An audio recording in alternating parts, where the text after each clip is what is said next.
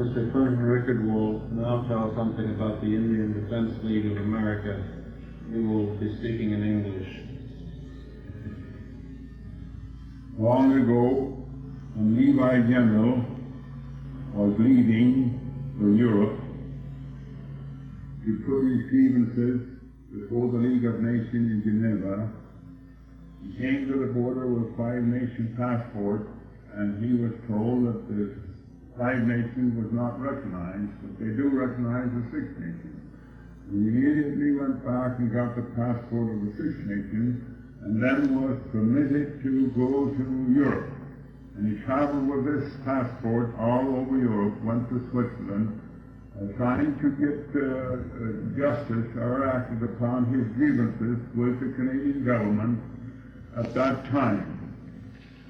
He then traveled here and now, seeking for help, England, all over Europe, and his failure. He returned back in the United States and was taken ill in Rochester. And now all the doctors that they could get had given him up for lost. He then seeked an Indian home to come to spend his last days. He came to my home and there asked me if I could get the medicine man from his reservation, and this I did. I went to his reservation and secured a medicine man.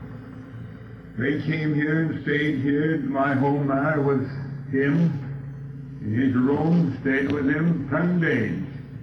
After 10 days, they came out, and he also came out with them. Apparently a perfectly well man.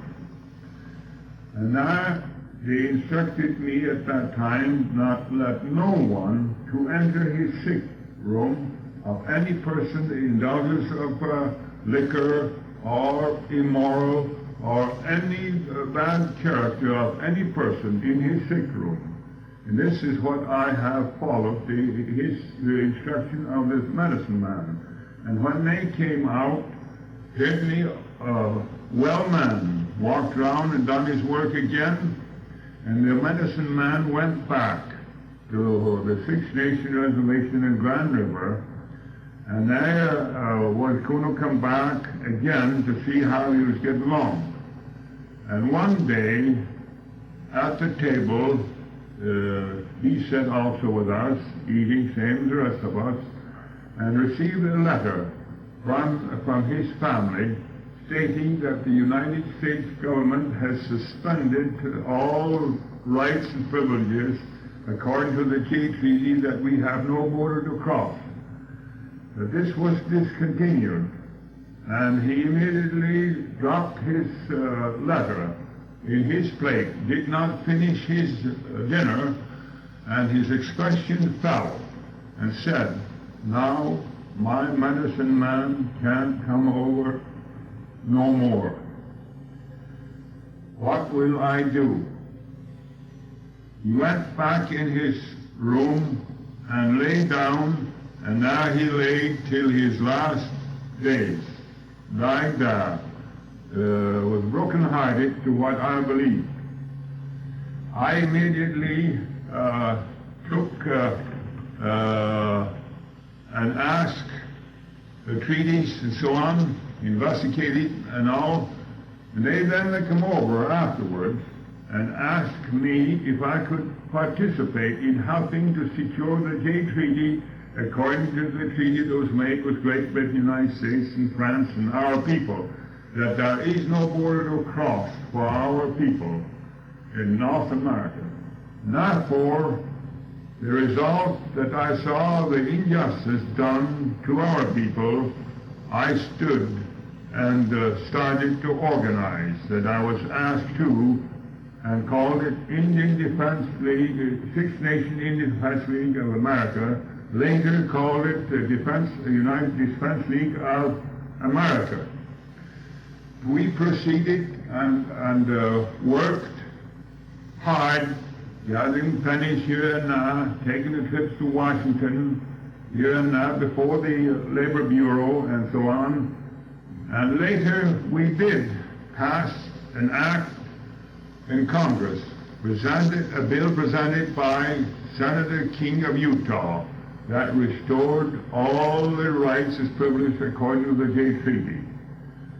We had much difficulties, problems of financing, trying to get here and now, gathering pennies from our poor people.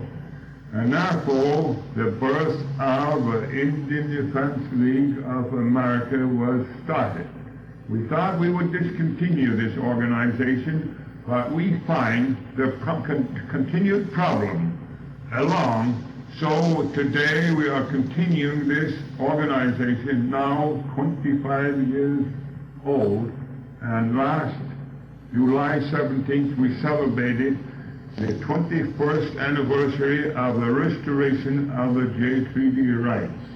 This is how the Indian Defense League has organized, and we defend anyone that we see that is of any injustice done by the government, or by any law, or by any person. We take this question and defend them according to the best of our ability. I just want to explain the work, the system.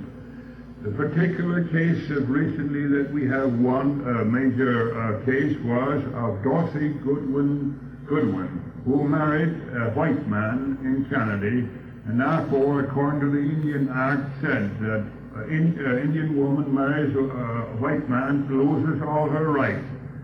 And it is therefore then the immigration proceeded to deport her, and put her in jail. For 9 weeks she laid in jail and nothing done. And it was appealed to me to see what can be done. I made a trip to Philadelphia before the Commissioner of Immigration, and I made the appeal and argued. But not accomplishing much, only that the Commissioner released her in my custody, and now she reported to me for over 1 year. And then we were called to Washington before the Board of Appeals, and now we argued before the Board of Appeals. Again we were turned down. Then we put the case in court in Buffalo, and now several months before the case was decided in our favor. This was one of the major victory, and with many other cases that we have that was placed in jail, some are what we might call a discrimination of our race, and therefore we take this pride of taking these cases and see that our people are justified according to whatever may happen. What I mean is the cases, what we believe is discrimination to our people, which is many, many cases of such.